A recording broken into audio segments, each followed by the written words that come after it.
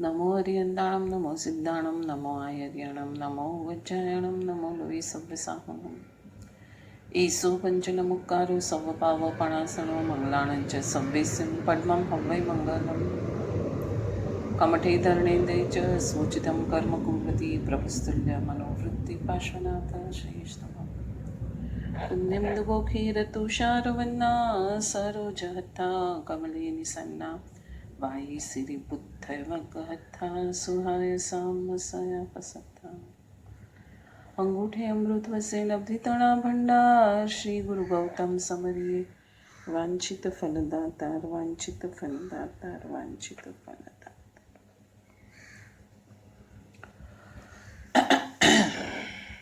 मोपाध्याय यशो विजय महाराज साहेब रची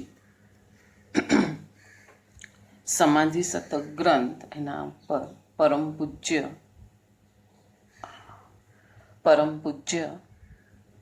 भक्ति योगाचार्य यशो विजय महाराज साहेबना विवेचनना स्वाध्यायનો આજનો આપણો 25મો દિવસ છે. કાલે આપણે જોયું, કાલે બહુ સુંદર જોયું કે પરમ રસ ગલિત વિભાવો જેમ જેમ ગલતા જાય છે, તૂટતા જાય છે, એમ એમ પરમ રસની નજીક આપણા દ્વારા જવાય છે. આગળ જઈએ. એમાં ઇન્દ્રિય વૃત્તિ નિરોધ કરી ઇન્દ્રિયો એમની અનાદિની ધારામાંથી ભિન્ન ધારા પર મૂકવાની છે. શું કીધું? ઇન્દ્રિયની ધારા અનાદિની શું છે? પરમાં જવાની છે. તો એમાંથી એને કંઈક અલગ કરવાનું છે. તમે ધારો કે હું રોજ મારી જે એક રોટલી બનાવવાની સ્ટાઇલ છે, એ રોટલી બનાવવાની સ્ટાઇલ હું આટલા વર્ષોથી એ જ રીતે રોટલી બનાવું છું. હવે કોઈ કહે છે નહીં, આમ ને આમ રોટલી બનાવો, તમે આમ જ બનાવશો તો બહુ સારું થશે, સરસ ફૂલશે કે વોટ એવર એની જે બી ડિસ્ક્રિપ્શન છે. હવે મને કેટલું અઘરું પડશે, મારી અંદર માન્યતા કેટલી ફિક્સ થઈ ગઈ છે કે આમ જ રોટલી અને આમ સહજ હું ફટાફટ બનાવી શકું છું રોટલી. હવે મને કોઈ કહે છે આમ રોટલી બનાવો તો મને ઘણું અઘરું પડશે. પણ જો એની રોટલી મેં ખાધી હશે, ચાખી હશે, માણી હશે અને એના અનુભવ પ્રમાણે મને એમ થશે કે ના ના આ રોટલી તો આવી જ બનવી જોઈએ અને એ કે છે સાચું છે, તો હવે હું એ પ્રમાણે બનાવવાની કોશિશ કરીશ. તો પહેલાં મારે પેલું બધું મારી માન્યતા ડિલીટ કરવી પડશે, એની માન્યતા પ્રમાણે મારે ચાલવું પડશે. એ જ પ્રમાણે કાલે આપણે જોયું શ્વેત કેતુ એ બધું એનું ભણેલું ભૂલ્યો અને પછી ગુરુએ એને પરમ વિદ્યા પરમ તત્વ સુધી પહોંચાડી દીધો. આમાં એક બીજી ઘટના બી મને યાદ આવે છે. ગુરુજીની એક વાર્તા કે એટલે ગુરુજી એ રીતે વ્યાખ્યાનમાં ઘણી વાર કીધું છે. શું કીધું છે કે હવે એક્ઝેક્ટ મને યાદ નથી આવતું, પણ એ બહુ સરસ હતું. તમને યાદ આવે છે કે ભાઈ પેલું ઝૂલતો પુલ અને નદી જાય છે, તો સાધનામાં તને પુલ જે છે સ્થિર છે અને નદી છે નીચે કેવી છે? ખળખળ વહે છે. પુલમાં તને સ્પંદન દેખાશે અને નદી જ્યારે સ્થિર દેખાશે ત્યારે તારી સાધના થઈ ગઈ છે. એટલે આ બધા અલગ અલગ આયામ એટલે વે ઓફ મેડિટેશન હશે પરમ તત્વ સુધી પહોંચાડવાના. તો એ બી આવી રીતના જ ગુરુ એને મોકલ્યો કે તને હમણાં શું દેખાય છે? તો કે નદી વહી રહી છે અને પુલ સ્થિર છે. ગુરુ કહે છે ના, પુલ તને હલતો દેખાય અને નદી તને સ્થિર દેખાય, એ દિવસે તારી સાધના સફળ. એટલે પૂતગલ છે, પૂતગલ તો હર સમયે ખરી રહ્યું છે, બદલાઈ રહ્યું છે, એનો રૂપ બદલી રહ્યું છે. એ તત્વ સુધી એ પહોંચી જાય.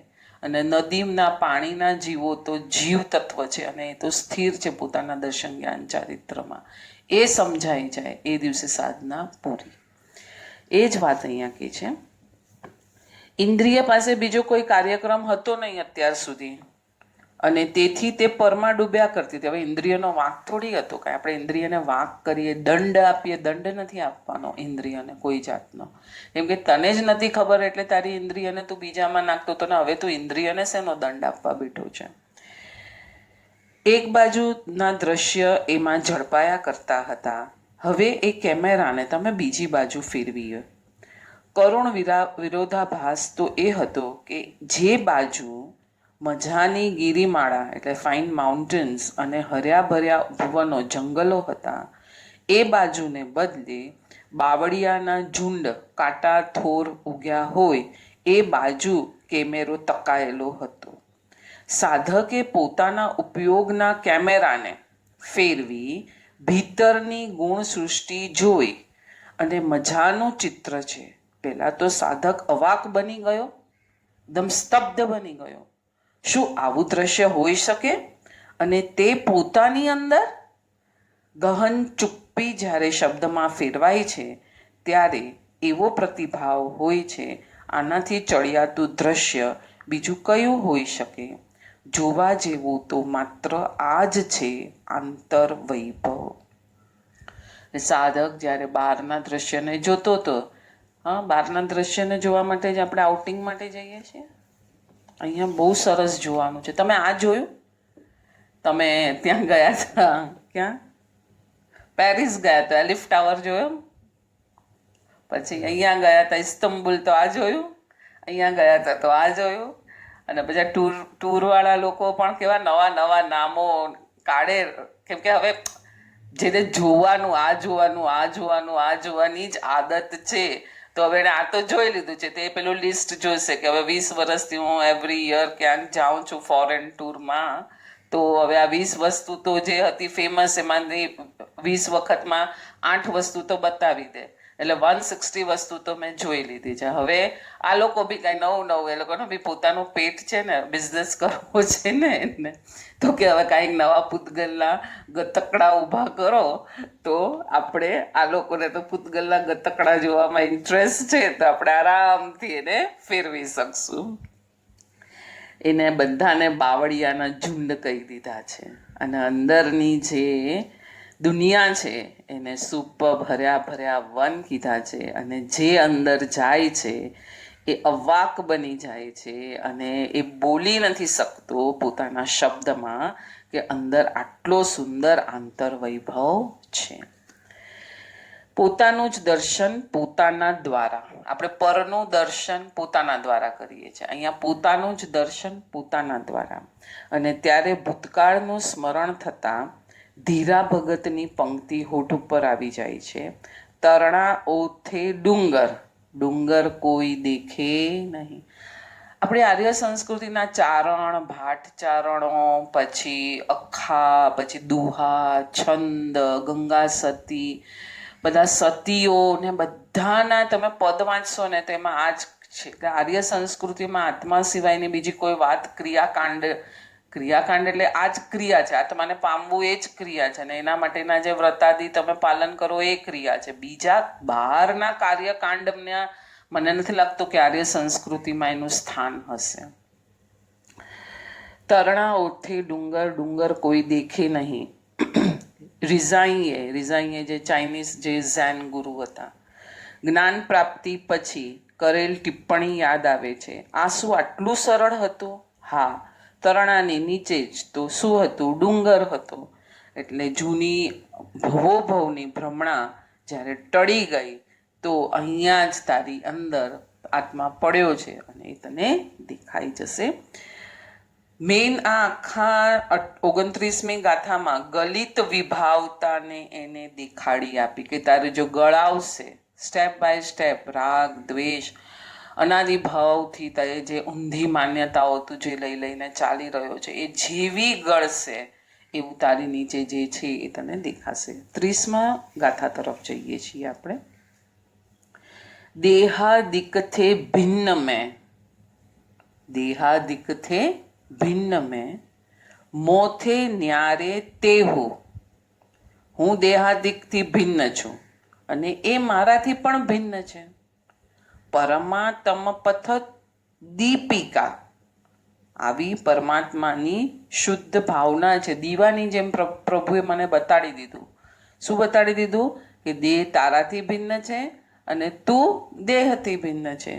શુદ્ધ ભાવના એહુ, આવી શુદ્ધ ભાવના પરમાત્મા પથની દીવી છે, દીવો છે, રસ્તો બતાડે છે, અંધારું છે એમાં તને માર્ગ બતાવે છે. તો આ માર્ગ શું છે?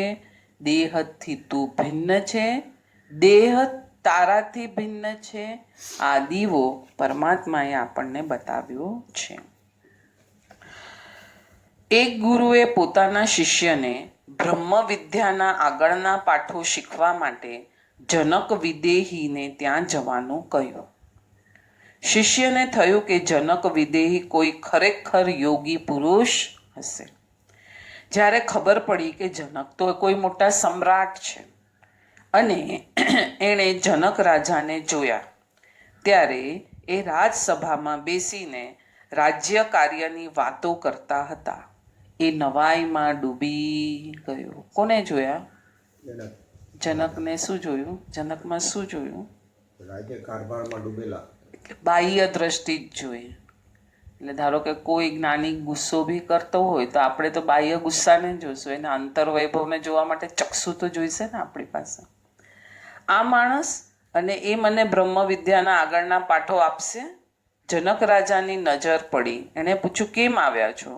મારા ગુરુએ મને આપની પાસે ભણવા મોકલ્યો છે. સારું, અતિથિ ગ્રહમાં વિશ્રામ કરો, પછી હું તમને બોલાવું છું. પેલાને તો થયું કે આ તો ભાઈ, આ તો આઈ ભરાણા.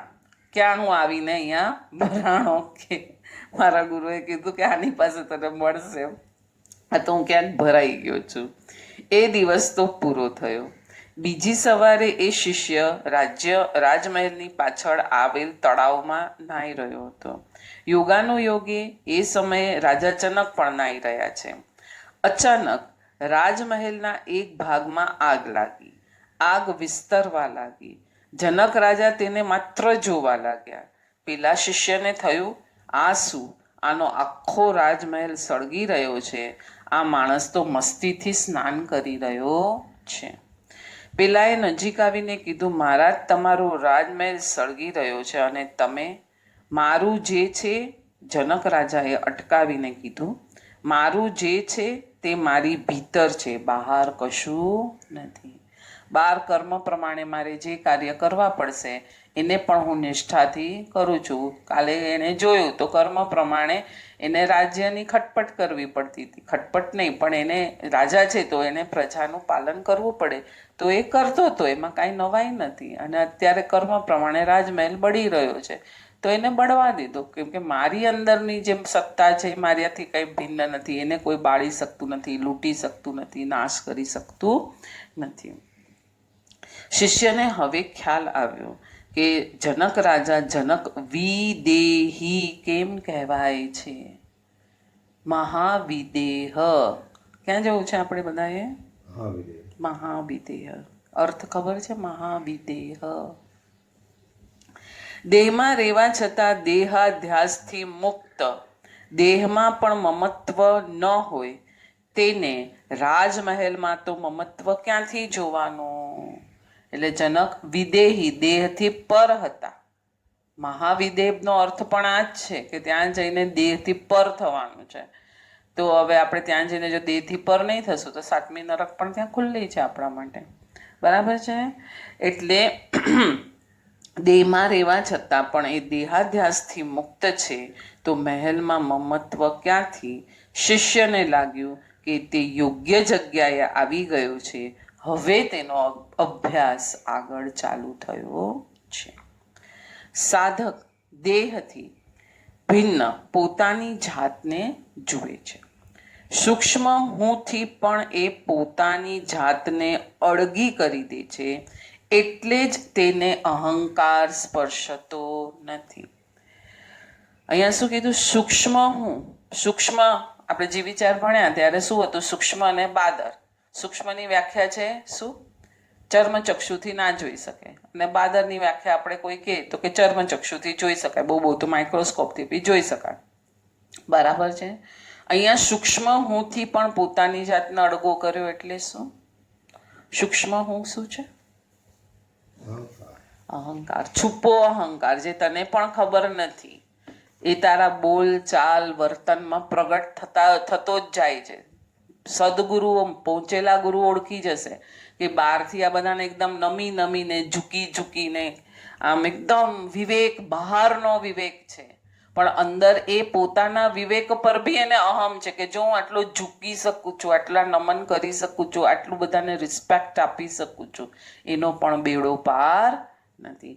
એટલે સૂક્ષ્મ હું ને શું કરે છે, જે સ્પર્શતો નથી એનાથી પણ પોતાને જુદો જોઈ છે. જ્યારે સૂક્ષ્મ હું અંદર ઉત્પન્ન થાય છે ત્યારે બી જુએ છે આ ઉત્પન્ન થયું, એના પર પણ એ પોતાનું શું કરે છે, જ્ઞાન ઉપયોગથી એને પણ જેવી રીતના ઇન્દ્રિય પર જય લાવ્યો એમ ધીરે ધીરે આના પર પણ જય લાવી દેશે.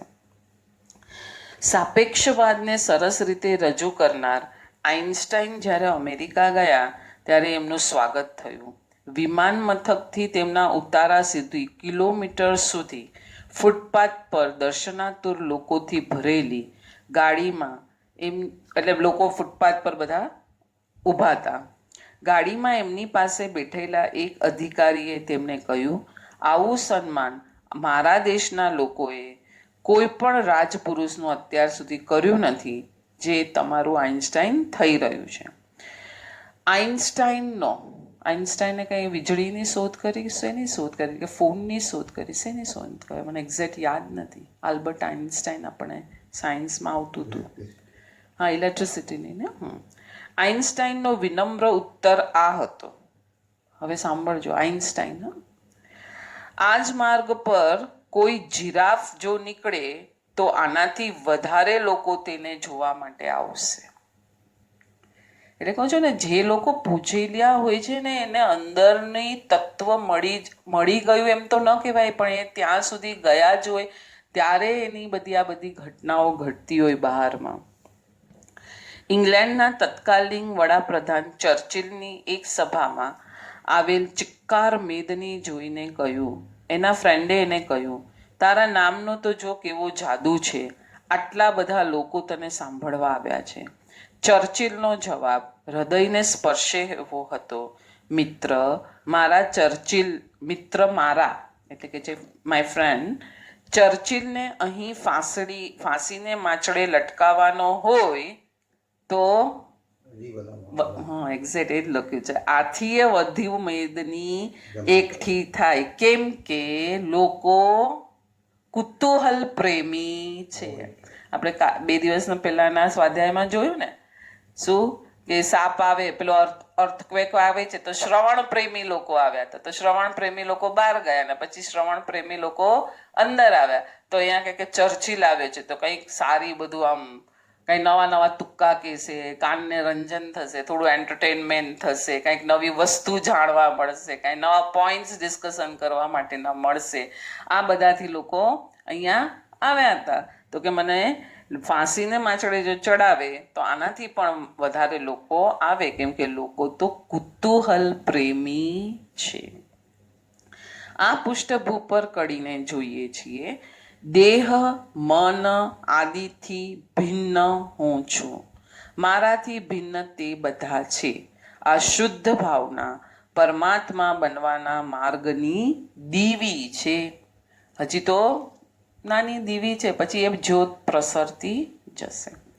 અંધારામાં દીવો હોય ત્યારે માર્ગ કેવી સ્પષ્ટતાથી પ્રતીત થાય, તેમ સ્વાર્થ, અજ્ઞાન આદિના અંધકારમાં પણ આ શુદ્ધ ભાવના મોક્ષ પથને સ્પષ્ટ રૂપે બતાવી આપે છે. જો અહીંયા 2 મસ્ત વસ્તુ, 2 ફાઇન આખી અજ્ઞાન છે, મિથ્યાત્વ છે, ભારોભાર અજ્ઞાન છે, પરની હજી ઈચ્છા છે, પરમાં જવાની હજી એક આદત અને આયામ આપણને પડેલા છે. તો આમાં શું કહે છે કે અંધારામાં દીવો હોય ત્યારે માર્ગ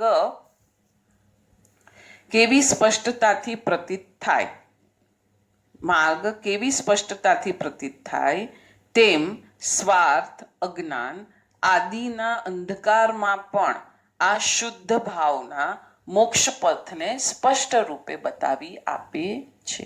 તો કે આ અજ્ઞાન છે પણ પકડાયું શું છે અજ્ઞાન, અંધકાર છે, મિથ્યાત્વ છે, આ બધું છે, છતાં પકડાઈ શું ગયું છે આપણને અંદર? આત્મતત્વ મેળવવું છે એ એક લક્ષ્ય તો પકડાઈ ગયું છે ને આપણા માટે. હવે એ લક્ષ્ય જો પકડાયું છે તો આ પરમાત્માનું આ સમાધિ શતકો કે જ્ઞાન સારકો કે પ્રસ્મૃતિ ગ્રંથ કો કે કોઈ પણ ગ્રંથ કો યોગશાસ્ત્ર કો કેટલા અઢળક ગ્રંથો છે, યોગ વિંશિકા, યોગ દ્રષ્ટિ સમુચય, કોઈ પણ ગ્રંથ આપણે કહેશું તો એ શું થઈ જશે, હવે આપણને રસ્તો બતાડવાનું કામ શરૂ કરે છે. સંત કબીરની મજાની ઉલ્લટ વાણી યાદ આવે છે. મંદિર પેસી ચીહું દીસી ભીંજે, બાહિર રહે તે સુખા. ઘરમાં પેઠો તે ભીંજાયો અને બહાર રહ્યો તે કોરો. કયા ઘરની વાત કરે છે? શરીર આદિના ઘરની આ વાત છે. મમત્વથી તો બંધાયા તો કર્મના વરસાદથી ભીંજાશું, મમત્વ નથી તો તમે કોરા છો. કેટલી ફાઇન વાત કરી. મમત્વ કર્મથી કરશો તો કર્મ ભીંજાવશે, અંદર જશો તો અંદર ભીંજાશે. ભીંજાવાનું તો બેઉ જગ્યાએ છે. એટલે તો કીધું સિદ્ધ સૌથી મોટા ભોગી અને સંસારી છે તો ચક્રવર્તી પણ મળ્યું, આ મળ્યું, તે મળ્યું, તો એ આટલા ટેંકા ભોગી. કેમ કે આપણે વિચાર કરીએ ને, ધારો કે તો 14 લોકમાં પૂતગલ વર્ગણા કેટલી અનંતી અનંતી. આપણા રૂમમાં જ અનંતી છે. તો 14 લોકનું માપ આપણે જ્યારે કરવા જશું તો એ તો કેટલી અનંતી અનંતી અનંતી થશે કે નહીં થશે. તો એ બધી આપણે ભોગવી શકીએ છીએ એટ અ ટાઈમ. આપણા રૂમની છે એ ભોગવી શકીએ છીએ. અત્યારે જેટલો શ્વાસ લેવો છે એટલી જ વર્ગણા આપણે લઈ શકીએ છીએ, તો ભોગવી શકીએ છીએ. એનાથી વધારે તો બીજું કાંઈ, શરીર છે એટલી વર્ગણા, ઔદારિક વર્ગણા ભોગવી, શ્વાસોશ્વાસ તેજસ વર્ગણા, કર્મ અંદર છે એટલી જ વર્ગણા. એનીથી તો બહાર અનંત વસ્તુ છે, એને તો આપણે ભોગવી નથી શકતા. બરાબર છે. તો આપણે કેટલા પૂતગલથી ભીંજાઈએ છીએ, આટલા જ પૂતગલથી ભીંજાઈએ છીએ ને આટલા કર્મને બાંધ્યા રાખીએ છીએ. જ્યારે સિદ્ધ ભગવંતો, જ્ઞાની ભગવંતો અંદરના આત્માના આ 14 રાજ લોકમાં જેટલી વસ્તુ છે ને એનાથી બી પણ વધારે ગુણ છે, વધારે આનંદ છે. તો એ વધારે આનંદ અને વધારે ગુણમાં ભીંજાય છે, એને માણે છે. મને એક જગ્યા હમણાં કોઈએ ક્વેશ્ચન કર્યો હતો કે ભાઈ સિદ્ધ દશામાં કાંઈ કરવાનું તો છે નહીં, ત્યાં જઈને બેસી જવાનું છે, તો શું એમાં મજા? તો શું કામ આપણે સિદ્ધ થવું છે, કર્મરહિત થવું છે?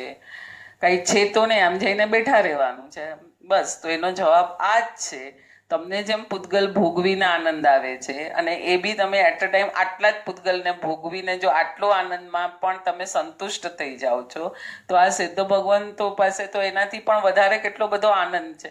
તો એ આનંદને ભોગવીને એ લોકો કેમ સંતુષ્ટ નહીં થાય? છે કે નહીં? ચલો આગળ જઈએ છીએ આપણે. અષ્ટાવક્ર સંહિતા યાદ આવે છે. એક મિનિટ, અહીંયા વચ્ચેનો પેરેગ્રાફ રહી ગયો. સવાલ એ છે કે આ મમત્વને હટાવવું કેમ? મનમાં જન્મોથી એક જે મમત્વની ગ્રંથિ બંધાઈ ગઈ છે તેને દૂર કેમ કરવી? કબીરજીએ એક કુશળ મનોવૈજ્ઞાનિક અદાથી પ્રત્યુત્તર આપે છે કે મારા ભ્રમણાયુક્ત મનને જે ઉડાવી દે તે જ સુખી.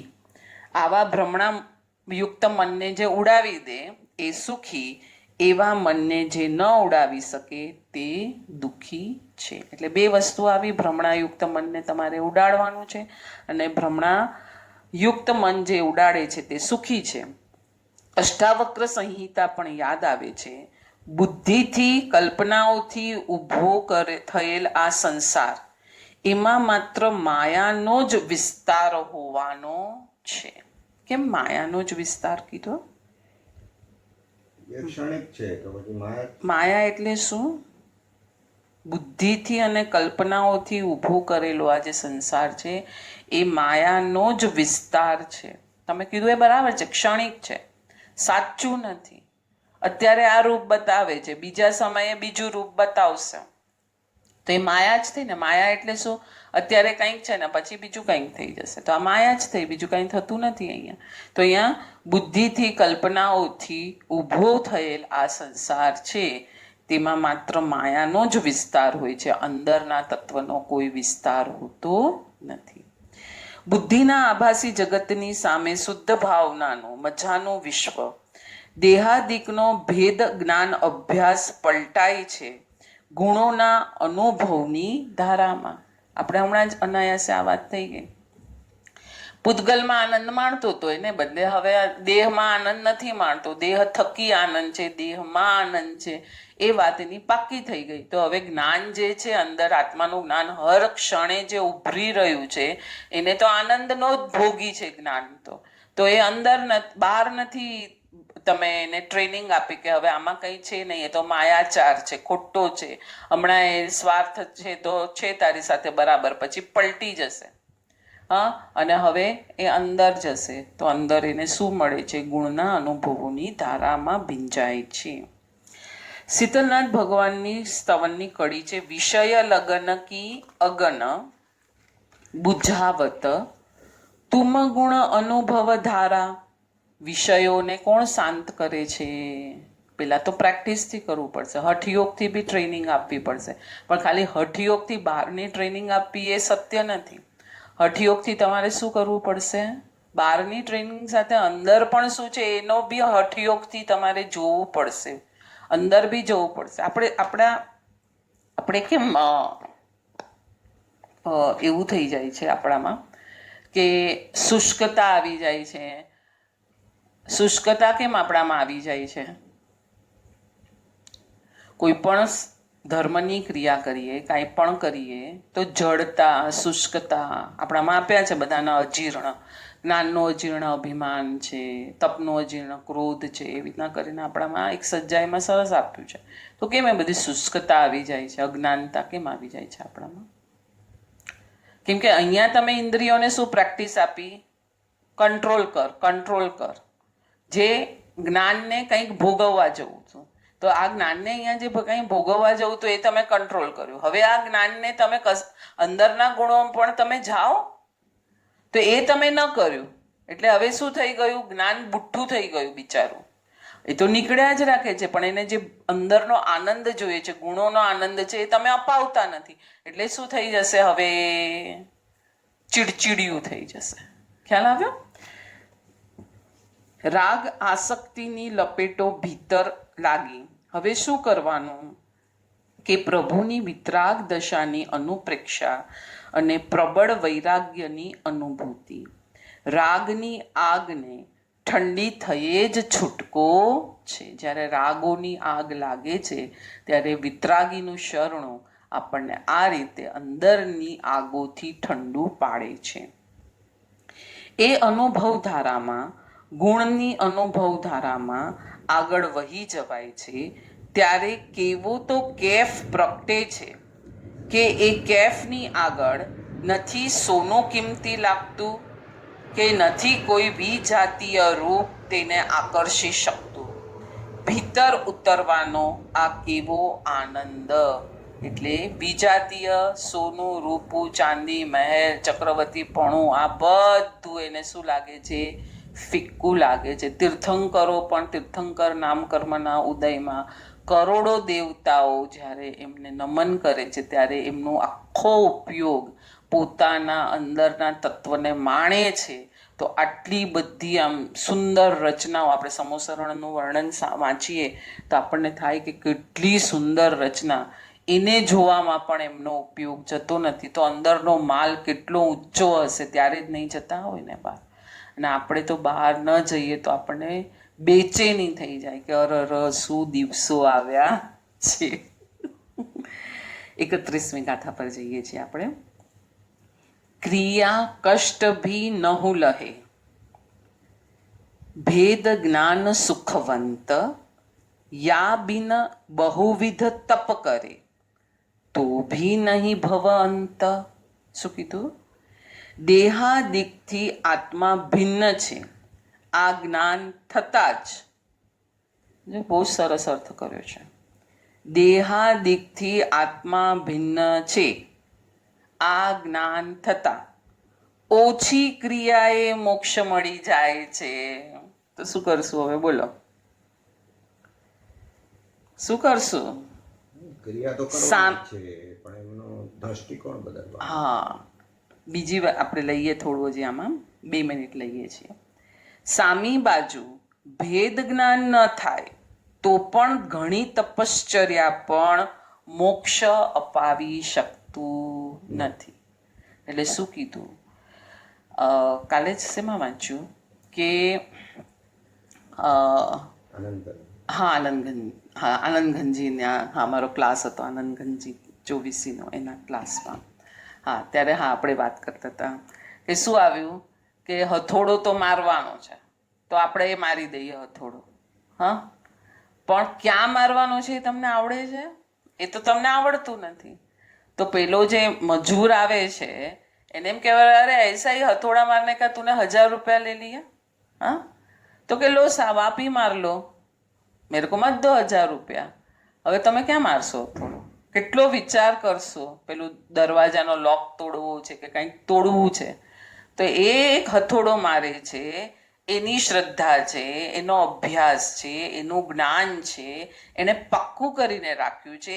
એના એ 999 રૂપિયા લે છે. ખાલી 1 રૂપિયો હથોડો મારવાનો તો 1 જ રૂપિયો છે. પણ શ્રદ્ધા કોના માટે કરું છું, શેના દ્વારા કરું છું, ક્યાં કરું છું, ક્યાં મારે કરવાનું છે, આ શ્રદ્ધાને એણે પાક્કી કરી છે. આટલા વર્ષના એક્સપિરિયન્સથી એના 999 રૂપિયા લે છે. હથોડો મારવાના એ 1000 રૂપિયા નથી લેતો. એ જ વાત અહીંયા કરી કે દેહથી આત્મા ભિન્ન છે આ જ્ઞાન થતા ઓછી ક્રિયા તો કરશે જ, કેમ કે હવે એને પરમાં જવું નથી, અશુભમાં જવું નથી, તો શુભમાં જ રહેશે અને શુભ ક્રિયાનું આલંબન તો લેશે જ, ઓટોમેટિક લેવાઈ જશે. નિશ્ચય નહીં અને વ્યવહાર નહીં, બંને સાથે ચાલશે. ખાલી હવે અંદરનો આત્મા મળી ગયો ધારો કે, તો પછી 14 પૂર્વીઓ શા માટે 14 પૂર્વ ભણે? હવે આત્માનું દર્શન થઈ ગયું તો હવે કાંઈ નહીં, હવે મોક્ષ આવી જ જશે. શાસ્ત્રમાં આપ્યું છે કે એકવાર તમને વિઝાનો થપ્પો મળી ગયો છે તો તમે હવે તો જવાના જ છો મોક્ષે. તો પણ કેમ કે જે અંદર વર્તે છે એ બહાર હોય જ, તો અંદર કોઈને દુઃખ નથી આપવું. વ્રતાદિના પાલનની ઈચ્છાઓ, કેમ કે બહાર કોઈને દુઃખ નથી આપવું, પોતે અંદર રહેવું છે, તો પોતે બહાર વ્રત વગેરે લઈ અને અંદર જ મજા માણશે. એને આપણે બહાર વ્રત નામ આપ્યું કે એક રૂમમાંથી બહાર નથી નીકળતો, તો કરે છે શું? અંદર માણી રહ્યો છે ને પોતાને. પણ આપણે શું કરીએ છીએ? દેશાવકાશિક વ્રત લીધું, 14 નિયમ લીધા, આ છોડ્યું, આ છોડ્યું, આ છોડ્યું, એનો ભાર લીધો, સૂક્ષ્મ હુંને પોસ્યા અને હતા ને ત્યાંના ત્યાં જ રહ્યા. આ જ નિયમો, આ જ વ્રતો મારી અંદર શું સ્પંદનો થાય છે, આ વસ્તુ નથી વાપરતી ત્યારે રાગ થાય છે, મોહ થાય છે, બીજાને નીચા જોવાય છે. અરે આટલું નથી કરતા તમે? આવું બધું જે થાય છે એને મારે સફાયો કરી અને અંદરનો આનંદ માણવો છે, એ મૂળ વિધિ પર જવાનું છે. એટલે કાલે આપણે આને હજી વિશેષ લઈશું કે દેહથી આત્મા ભિન્ન છે એ જ્ઞાન થતાં ઓછી ક્રિયા એ મોક્ષ છે. જ્યારે ભેદ જ્ઞાન નથી ત્યારે ઘણી તપસ્યા પણ મોક્ષને અપાવી શકતું નથી. આ 31મી ગાથા આગળ આપણે વિરામ લઈએ છીએ. જીનાજ્ઞા વિરુદ્ધ કાંઈ પણ બોલાયું હોય તો મિચ્છામી દુક્કડમ. બધા જીવો સાતામાં હશો. हिंदी में इतना ही कि ज्ञान जिन जीवों को ज्ञान की अभिलाषा है, ज्ञान की ओर बढ़ना है, वो ज्ञानी को कहीं ना कहीं से ढूंढ ही लेंगे. और वो ज्ञानी जैसे जनक विदेही के पास शिष्य गया तो बाहर की क्रिया तो कर्म के अनुसार कुछ भी हो सकती है, लेकिन अंदर का तत्व जो एंजॉय कर रहा है वही सच्चा ज्ञानी है और वही हमें सच्चे ज्ञान, अंदर के ज्ञान की ओर ले जाता है. જીનાજ્ઞા વિરુદ્ધ કાંઈ પણ બોલાવ્યું તો મિચ્છામી દુક્કડમ. અને અમારી આ ચેનલ સ્વાધ્યાય બાય ભાવનાજી તમે જરૂરથી સબસ્ક્રાઈબ કરજો.